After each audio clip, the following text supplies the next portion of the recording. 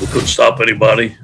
Really, the poor showing on defense. We got to coach better. Number one, starts with me. Players got to make plays. Couldn't stop the run. Receivers wide open downfield was embarrassing, and we got to get it fixed. Whatever it is, they get it fixed. We really got to look at what we're doing. We really got to do some soul searching, and we got to eliminate that. LSU's defense off to an historically bad start, allowing 96 points through 3 games, the most by any defense in school history to that point. None of the other times where the school allowed 75 or more through 3 did that team finish with a winning record. It is worth pointing out, obviously, this is a completely different start to a season because you are starting in conference. Typically, you would not have played anybody of the caliber of the teams you've played, at least not 3 of them. Still, 96. With Hurricane Delta barreling down on Louisiana, LSU had to move their home game to Missouri and Columbia. Coach O's defense has been problematic. That's a Connor Bazelak first start. Well, play action, flea flicker, deep ball. Toski dog. All alone. You like the white helmet, white pants. You I don't mind it. I don't mind it. It's like a belt shoe. It needs to match your set. Correct. I think it's hideous. But that's neither here nor there. Miles Brennan, Eric Gilbert, seam route. Gilbert, the freshman. You're going to see him again after they won today. More Bazelak. Where's the defense? Micah Wilson by himself, just buck naked in the secondary. And we see what happens here. Eli Ricks, Todd Harris. Wait, what? Shout out to the late great Stuart Scott. What had happened was Bo Pelini assessed.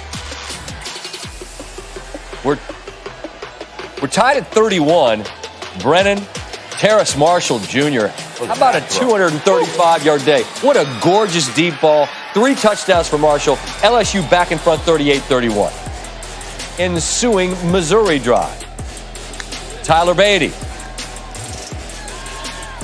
Little Texas route, Steve. Absolutely. Love that. Works every time in the red zone. We're tied at 38. Bo Pelini, cutaway. Fellas.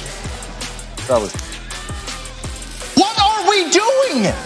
Well, more of the same. But again. What are we doing? Nico Hay. Hey. Oh, I beg your pardon. That's Chance Looper. And that's Derek Stingley, who's one of the better defensive backs in the country. That's a Looper gain of 69. Nico Hay. There he is. Bazelak, 29 of 34. 4 touchdowns, 406 first start. Missouri leads by 4 late.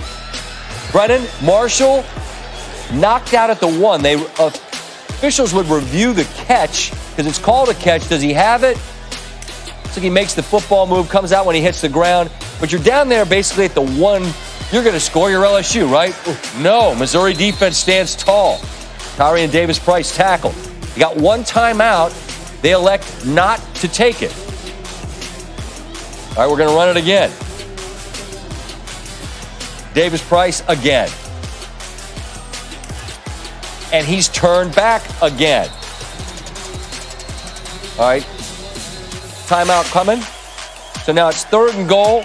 Brennan tries to get it out in the flat. Looking for Marshall. But Joshua Bledsoe breaks it up. So now you can run into anything that you want, Steve. Anything. Any play you want. They decide to run a pass play. Looking for Marshall. No. I don't blame you looking for Marshall. Offense had its chances, but afterwards, Coach O was talking about the woeful, disappointing performance of the defense. To the upset of the early part of this day, number 4, Florida, on the road in College Station, and there's a pandemic. Gig 'em. Emmitt Smith in the building, cheering on Florida. Kyle Trask, parents both went to A&M. He's named after Kyle Field, and this first drive took up half of the first quarter. Lengthy drive ends how so many have the start of this year. Kyle Pitts with a touchdown, 4th player in Florida history with 7 receiving touchdowns in a 3-game span. But this game went back and forth. Kellen Mond, Caleb Chapman ties things up at 14. And on that drive, Mond passed Jared Johnson for the most passing yards in A&M history. About 10 minutes to go in the 3rd. Gators leading 21-17. Trask, Kadarius Toney. Beautiful ball. And the Gators now lead by 2 scores, 28-17. 3 touchdowns on third downs, I should say. With that big crowd in Kyle Field trying to give a boost to their guys. Aggies got a Isaiah Spiller touchdown, and they're about to get another. This guy ran like a man possessed. Oh, yeah, he did. Sophomore goes for a $174. Get off me. So much determination, dog. Now tied at 31s. About midway through the fourth. Mon. Aeneas Smith, but he gets hit and fumbles Florida. Trask again. Damian Pierce. Touchdown. Gators up 7. Great play design here. Mon loads it up. Can he hit the deep ball to Chapman? Yes, he can. Howdy. We're tied at 38. A&M had a fourth quarter turnover. So did Florida. Malik Davis has the ball ripped out. So A&M's got the ball in plus territory. And Mon. This is the play of the game. 3rd and 8. This was going to be a lengthy field goal, but when Chase Lane converts, that meant, given the time and the number of timeouts for Florida, A&M could effectively milk this down to the end and bring on Seth Small to win it, and that's exactly what he did. A&M's first home win over an AP Top 5 opponent since 2002. Jimbo's first win against an AP Top 5 team since 2014. So the biggest win in his early tenure there, Kellen Mond, great as you saw. Entering Saturday, Fisher was 1-8 against top 10 opponents with A&M. The good news in this league is you get plenty of chances to prove your mettle. Afterwards, coach on the other side of the field, Coach Mullen was talking about hoping to see a crowd like that in the Swamp when Florida goes home. Crowd was certainly a factor in the game. I will certainly say that. I know our governor passed that rule, so certainly, hopefully, the university administration decides to let us pack the Swamp for LSU next week.